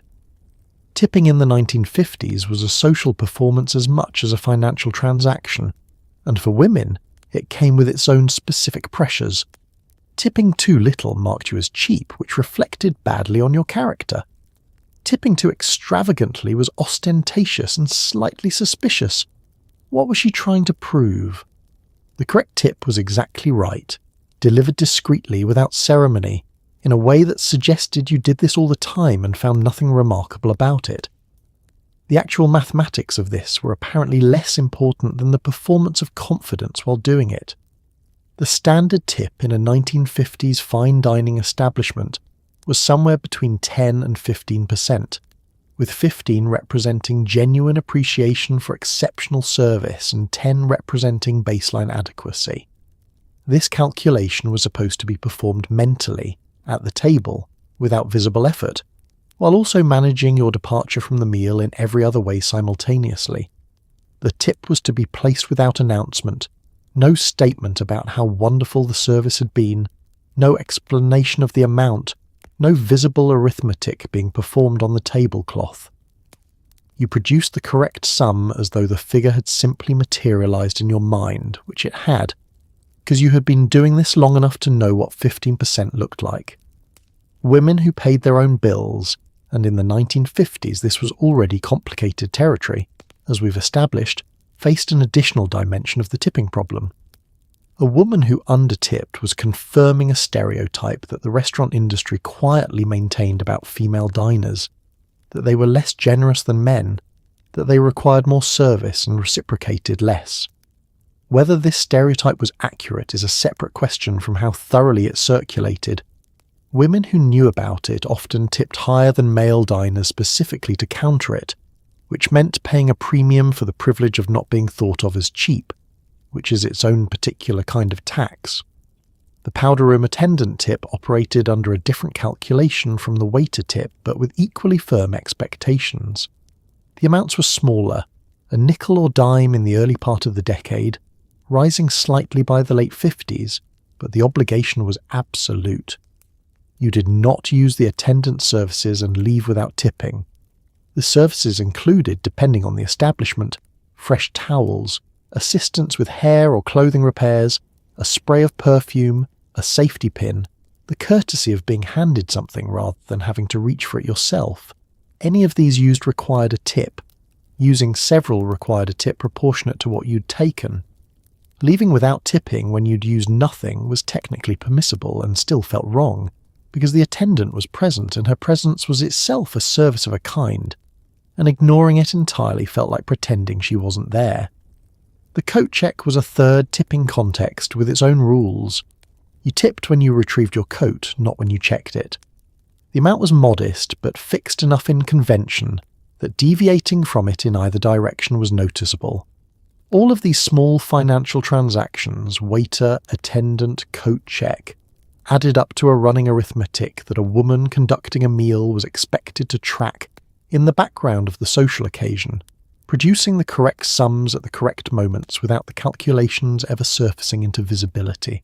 It was domestic financial management applied to dining out, and women in the 1950s were, by training and by necessity, very good at it. By the mid-1950s, more women were working in professional roles, and the business lunch was something they occasionally needed to attend. This created a situation that the restaurant industry and the social rule book had not fully prepared for. A woman at a business lunch was navigating the collision of two worlds, the professional world that had grudgingly admitted her, and the social world that still expected her to behave like a guest rather than a participant. She could not order too decisively, could not dominate the conversation, could not be seen to pick up the tab for her male colleagues without generating the kind of awkward silence that lasted through dessert.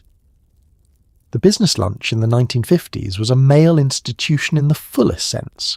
It was where deals were made, relationships established, hierarchies confirmed, all over food and frequently alcohol in the middle of the working day. The restaurant chosen for a business lunch communicated something about the seriousness of the meeting and the status of the participants. The table assigned communicated something further. Who ordered what, who deferred to whom, who picked up the check, all of it was social information, read and filed by everyone at the table, and in some cases by people at nearby tables who happened to know the same industry. A woman inserted into this system disrupted its signals. The business lunch had been designed to communicate male professional relationships using a vocabulary that assumed all participants were men. A woman at the table created interpretive problems. Was she a colleague or a guest? Was she the one being entertained or the one doing the entertaining? If she ordered confidently and spoke with authority, was she admirable or aggressive? If she deferred and ordered lightly, was she appropriate or insufficiently professional? There was no correct female version of business lunch behaviour, because the business lunch had not been designed with a female version in mind, and the adjustments required to accommodate one had not yet been worked out. Women who attended business lunches regularly in the 1950s developed their own navigation strategies, most of them involving the careful management of visibility. You contributed to the conversation substantively but not dominantly. You ordered something that demonstrated familiarity with the restaurant. You had eaten at good restaurants before. You were not intimidated by the menu, but not something so expensive or so bold that it drew attention to your order. You watched who picked up the check with the focused attention of someone who would need to manage this situation differently next time, because the situation was never quite right. The expense account, a standard feature of male professional life in this era, was far less accessible to women. Men entertained on company accounts as a matter of routine. Women who needed to entertain, who needed to host a client, take a colleague to lunch, pay for a meal that was professionally motivated, often found the expense account process more complicated, requiring more justification, generating more scrutiny. The practical result was that women at business lunches frequently couldn't pay even when professional protocol suggested they should, which undermined their professional authority in precisely the setting where authority was being continuously established and assessed. It was a loop with no clean exit, and most women in it simply kept moving. While fine dining restaurants were enforcing elaborate rules about escorts and entrances and correct hat selection, a completely different version of restaurant life existed at the diner counter for working women, women of modest means, and women in less image-conscious social circles. The lunch counter was democracy, fast, cheap, no escort required, and nobody particularly cared where you put your handbag. The coffee was bad, the pie was good, and you could be in and out in 20 minutes with no social performance required. The counter was freedom, which is perhaps why it also became the site of some of the most important civil rights protests of the era. The diner counter had its own culture, its own rhythms, and its own set of unwritten understandings that were almost entirely different from those governing the fine dining room. You sat where there was space. You said what you wanted. The waitress, always a waitress here, never a waiter, knew what you meant even if you didn't say it precisely, because she'd been taking orders at this counter since before you were a regular, and she had a good sense of what people wanted when they sat down. You ate it quickly, you paid, you left a reasonable tip because the waitress was working hard and the check was small and you knew the math. The whole transaction was clean and fast and required nothing of you except the ability to say what you wanted and the money to pay for it. The women who ate at counters in the 1950s were mostly women who worked. Factory workers on lunch breaks, office secretaries who had 45 minutes and nowhere fancy to be, women who ran errands and needed to eat without turning the meal into a social occasion, women who simply liked the counter, the informality of it, the elbow room, the sense that you could come in alone and be treated like a normal person, without anyone registering your aloneness as a problem requiring interpretation. The counter didn't ask who you were with. It asked what you wanted. The counter also crossed class lines in ways that formal dining rooms did not. A woman who couldn't afford the lunch specials at a mid-range restaurant could afford the counter. The counter served people for whom the elaborate etiquette of fine dining was not just foreign but genuinely inaccessible. not because they lacked the intelligence to navigate it, but because they lacked the time, the clothing, the money, and the social capital it required. At the counter, those requirements didn't apply. You showed up. You ate. The pie, as noted, was usually good. The counter's symbolic importance in the civil rights movement of the late 1950s and early 60s came from exactly this democratic character and from its precise reversal in the Jim Crow South, where black Americans were denied the basic access the counter represented. The lunch counter sit-ins, black students sitting at counters that refused to serve them, sitting quietly and with dignity in the face of harassment, were acts of protest that worked partly because the counter was supposed to be the simple, unpretentious democratic space. Denying someone a seat at the counter was denying them the most basic version of the public meal, and doing it on the grounds of race made the cruelty of the system impossible to obscure. The counter, the great equalizer of American dining, was being used as an instrument of exclusion, and the people protesting it understood exactly what that meant. The unspoken etiquette rules governing white women's restaurant behaviour in the 1950s existed on top of a far more brutal and explicit system of exclusion. In large parts of the country, black Americans were legally barred from eating in the same restaurants as white Americans, not as a social convention, but as law. The polite social rules that white women navigated were real constraints, but they operated in an entirely different register from the violence and legal segregation that governed where black women, black men, and black families could eat at all. The 1950s restaurant was not one world. It was several, stacked on top of each other, each with its own rules and its own consequences for breaking them. Jim Crow laws, in force across the American South and operating as powerful informal custom in many parts of the North and West, created a restaurant landscape in which separation was not a social preference, but a legal requirement. Separate dining rooms, separate counters, separate entrances, where black Americans were admitted at all. In many establishments, they were not admitted under any circumstances. Restaurants displayed signs. Staff enforced the rules. The consequences for a black American who attempted to eat in a whites-only establishment range from refusal to verbal abuse to physical violence, and the legal system in most of these states offered no protection and often active support for the enforcement. The black women navigating this landscape were managing something categorically different from the white women whose etiquette concerns filled the women's magazines and advice columns of the era. A black woman in the 1950s South could not concern herself with the correct placement of her handbag or the appropriate warmth of her thank you to the waiter, because she was first required to find a restaurant that would seat her, which in large portions of the country meant finding one of the black-owned establishments that existed precisely because the mainstream restaurant industry had excluded their customers entirely. These establishments, diners, restaurants, hotels serving black travellers formed an infrastructure of parallel commerce that the Negro Motorist Green Book, published annually from 1936 through 1966, mapped in careful detail, because knowing where you could eat safely was not a convenience, but a necessity. The Green Book was a travel guide that told black Americans which restaurants, hotels, and businesses in each city would serve them without incident. Its existence was both a practical resource and an indictment.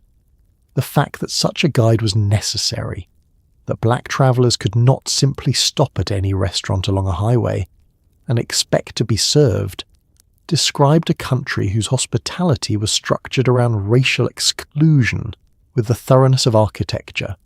The guide was used, quietly and practically, by millions of black Americans navigating a country that had legally organised itself to exclude them from its public spaces.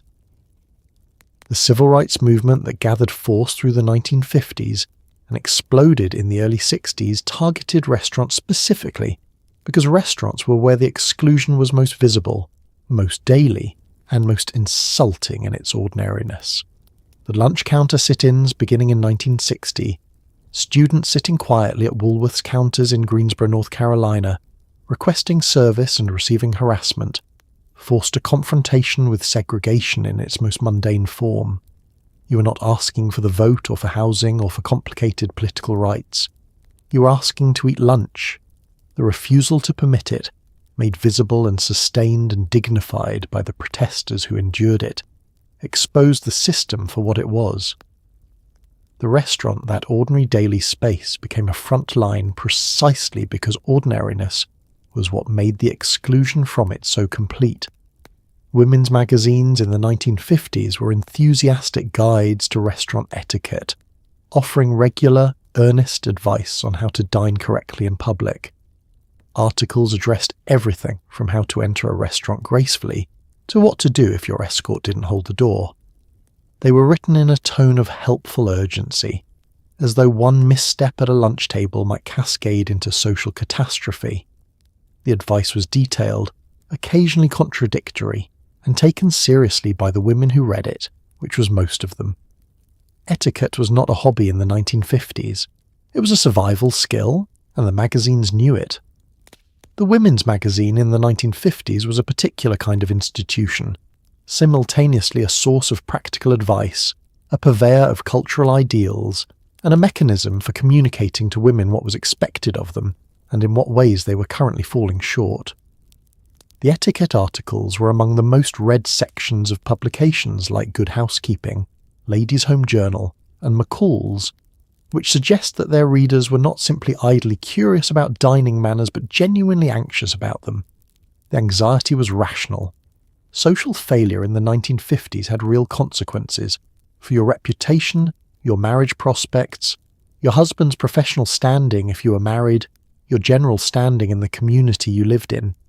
Getting it wrong mattered. The articles were written with a confidence that made them sound authoritative, even when they disagreed with each other, which they occasionally did. One column advised removing gloves at the table before looking at the menu. Another said after. One guide permitted the most discreet possible lipstick application in public. Another absolutely did not. The contradictions didn't undermine the authority of any individual piece of advice. They simply meant that the reader was always slightly uncertain, which kept her reading. Uncertainty was the magazine's natural habitat. It sold solutions to problems, it also sold the awareness of having. The advice covered the entire arc of the dining experience with a thoroughness that suggested no moment was too small to require guidance. How to walk into a restaurant, where to stand while waiting to be seated, how to handle the menu, which side to open first, how to hold it, how long to study it before looking up, how to address the waiter, how to respond if service was slow, how to eat each category of food, soup, fish, chicken on the bone, asparagus, artichokes, with the correct utensils and the correct technique, how to conclude the meal. Every moment was a potential error and also a potential demonstration of your quality as a woman, and the magazines were there to ensure you demonstrated correctly. The cumulative effect of this advice, read across a decade of issues, was to create an extraordinarily detailed behavioural script for women in restaurants, a script so comprehensive and so internalised that most women of the era could not have told you where they'd learned any specific piece of it.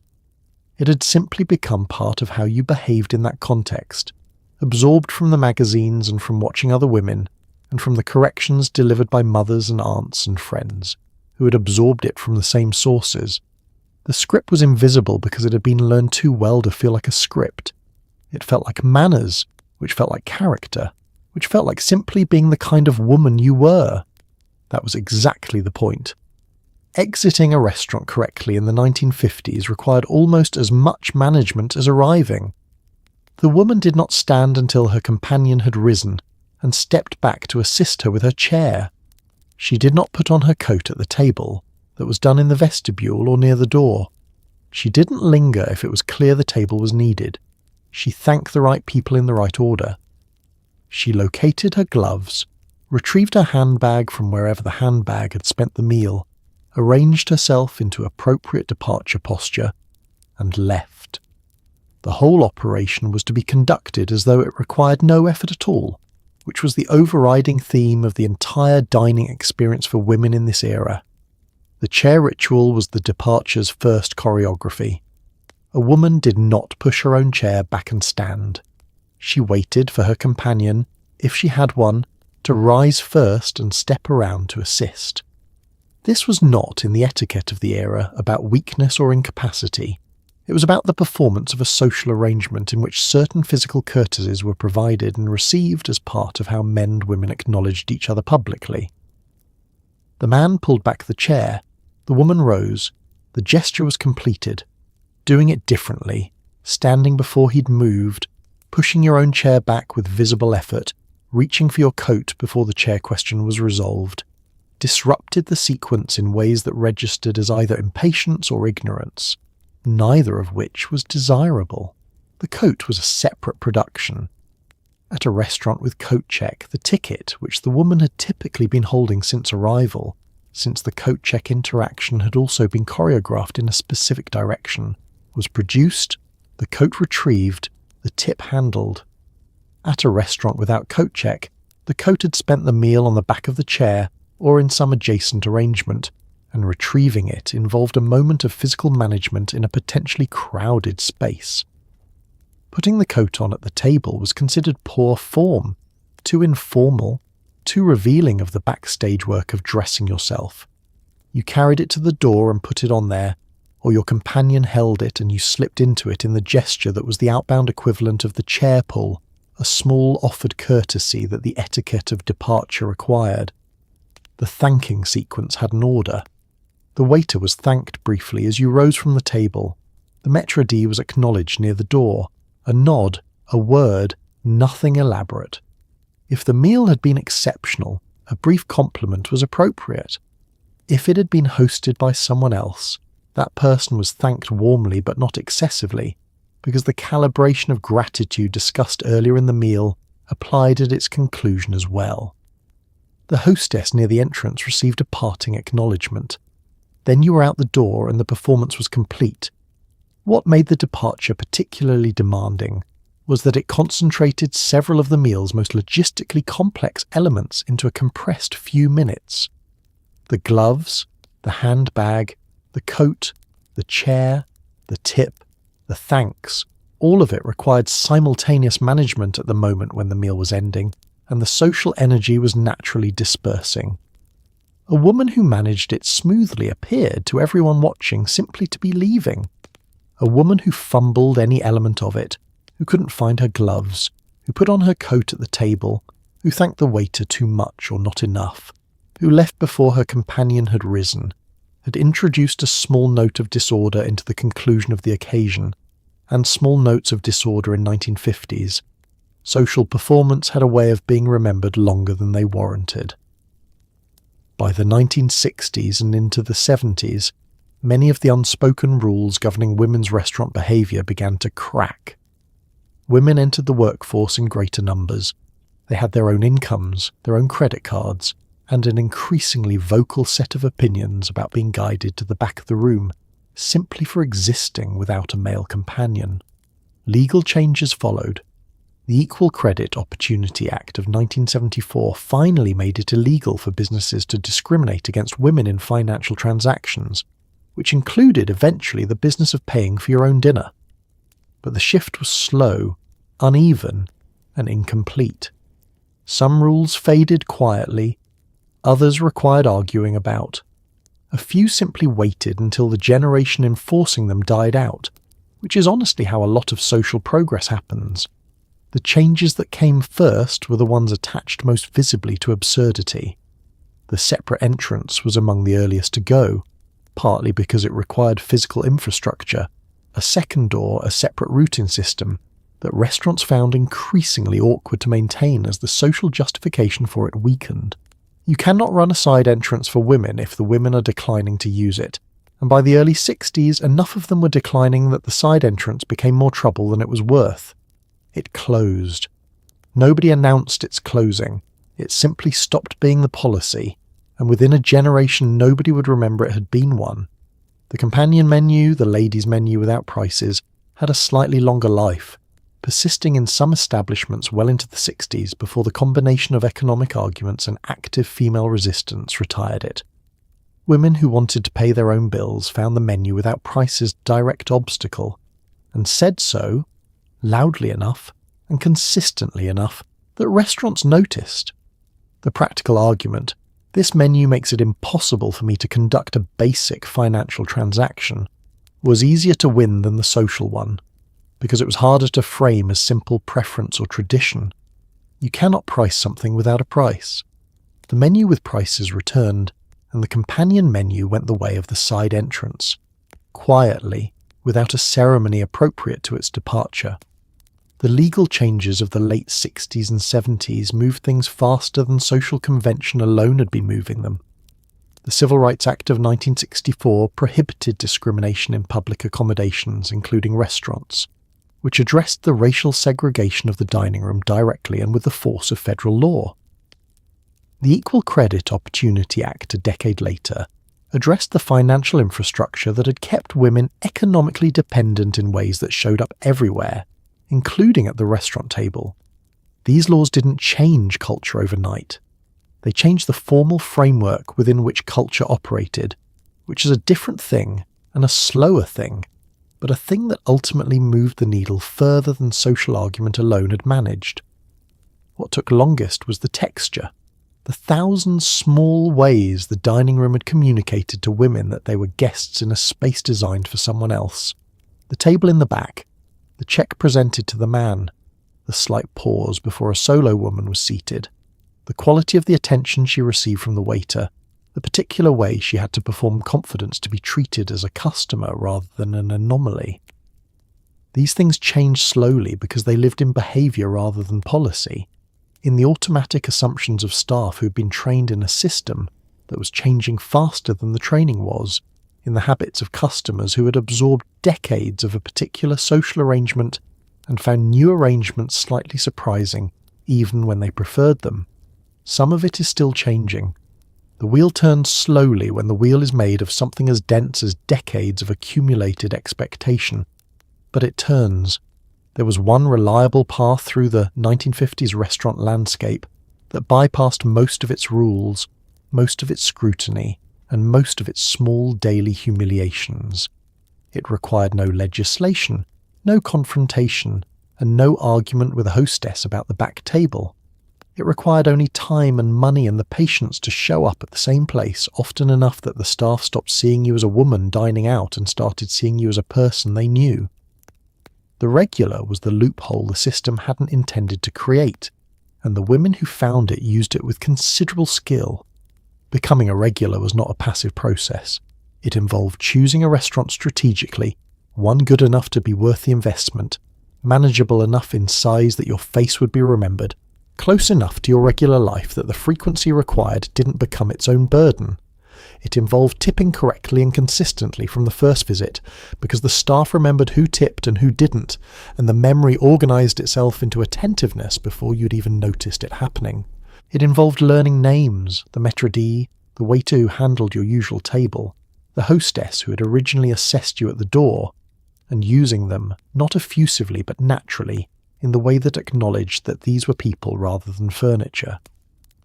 The return on this investment was substantial. A woman known to the staff of a restaurant was a woman whose aloneness required no explanation. She was expected. She was welcome.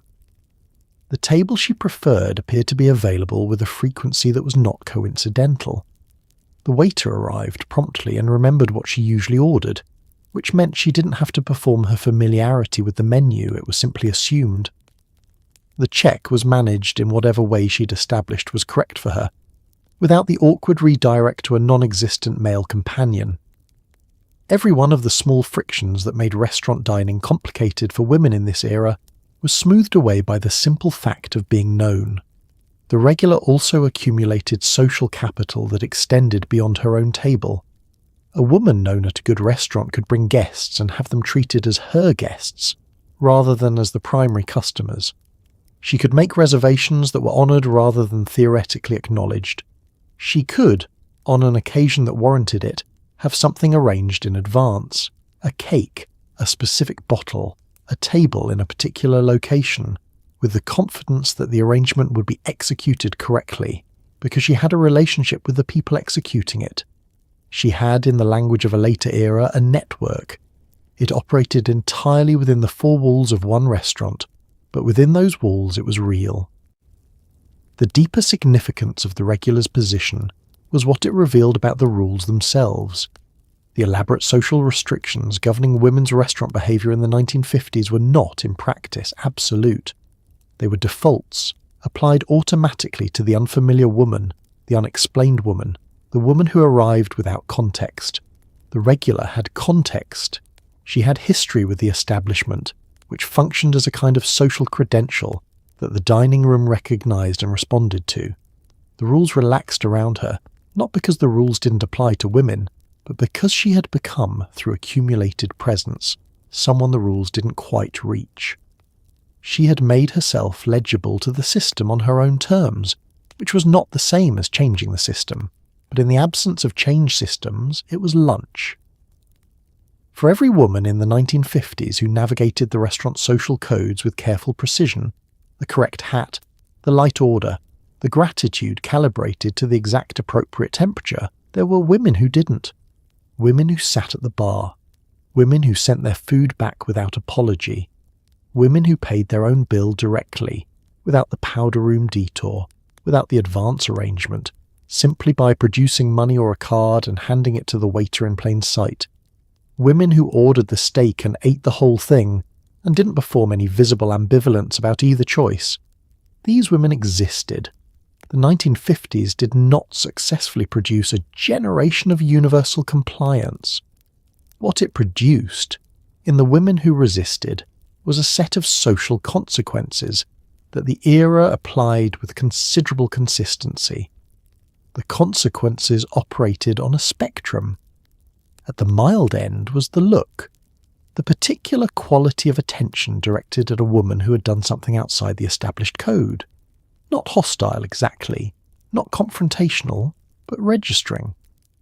The neighbouring table noticed. The waiter's manner shifted slightly. The hostess, if you passed her on the way out, had a quality of politeness that was cooler than warmth, and more pointed than neutrality. You had been marked as someone who didn't quite follow the rules, and the room had noted it with the quiet efficiency of a system that had been noting such things for a long time. Further along the spectrum was social commentary, the conversation that happened after you left, or occasionally before you arrived if your reputation had preceded you. Women who regularly sat at bars alone, who consistently paid their own checks in mixed company, who ordered large meals and ate them without apology, accumulated reputations that circulated in the social networks of their communities. The reputation was not necessarily ruinous. It depended enormously on the community, the decade within the decade, the woman's other social credentials, and the specific behaviour in question. But it was present. You were talked about. The talking had a particular texture that communicated something about your character, and the character it communicated was one that the 1950s did not entirely endorse. What is striking, looking at the women who broke the rules deliberately, is how various their motivations were. Some were making political arguments, nascent feminists who understood exactly what the rules communicated and declined to participate in communicating it. Some were simply women with strong personalities who found the social performance exhausting and had decided at some point that exhaustion was a good enough reason to stop. Some were women in professional contexts that required them to behave in ways the social code hadn't accounted for, who picked up the check because a client relationship demanded it, who sat at the bar because that was where the conversation was happening, who ordered decisively because hesitation read as weakness in the professional register, regardless of how it read in the social one. Some were women who simply hadn't been raised in the etiquette and never quite absorbed it, and who moved through the dining room on different assumptions entirely. The world did not, in most cases, end for them. The social consequences were real but survivable, and some women decided with clear eyes that surviving them was preferable to performing indefinitely. Their presence in the dining room, visible, unapologetic, seated at the bar or eating the steak or paying the bill without ceremony, was itself a kind of argument, not always an articulated one, but an argument made in behaviour rather than words, which is often the more durable kind. Every woman who did these things without consequence made it slightly easier for the next one, Inch by inch, meal by meal, the room adjusted. Not because someone had convinced it to, because it kept seeing something it hadn't known how to account for, and eventually you stop being surprised by what you see every day. So tonight, as you lie there in your clean, comfortable bed, unbothered by dress codes, unworried about which door to use, free to order whatever you like and pay for it yourself with a card that has your own name on it, take a moment to think about the women who ate lunch in 1953 America. They navigated a dining room that had been designed in almost every detail to remind them of their place in it. They managed the gloves and the handbag and the hat. They ordered the chicken when they wanted the steak. They smiled at the waiter with precisely calibrated warmth. They excused themselves to the powder room to do privately what they were not permitted to do publicly. They ate the wrong dish rather than cause a scene. They tipped correctly, thanked correctly, departed correctly, and did all of it with an ease so well performed that most of the people around them never noticed the performance at all. And in the middle of all that management, they also laughed with their friends at the back table near the kitchen. They exchanged looks over the rim of their water glasses that said everything they weren't allowed to say out loud. They found each other in powder rooms and compared notes with the rapid fluency of women who understood each other's situation precisely because they were living the same one. They were funny and sharp and paying close attention, and a great deal of what they noticed they couldn't do anything about yet, but they noticed it. That noticing mattered. It accumulated. It became the thing that eventually said, quietly and then loudly, that the rules were wrong and would need to change. They were also, many of them, simply trying to have lunch, which sounds small until you consider how much was required of them to do it. History tends to remember the loud moments, the sit-ins, the legislation, the declared arguments. It is less good at remembering the daily texture of a world that needed changing, the 1,000 small negotiations that ordinary women conducted at ordinary tables in ordinary restaurants across a decade. But those negotiations were real work. They were the ground beneath the louder history, and the women doing them deserved to be remembered for it, even if what they were doing was just trying to eat a meal without being sent to the wrong door. So tonight, as you close your eyes and let the day go, be gently, quietly grateful. For the table by the window if you want it. For the steak, if that's what you're having. For the bill that comes to you directly, with your name implied in the handing of it. For the door, the front door, the only door, the door that is simply the door, that opens for you the same as it opens for anyone. Sleep well. You earned the table.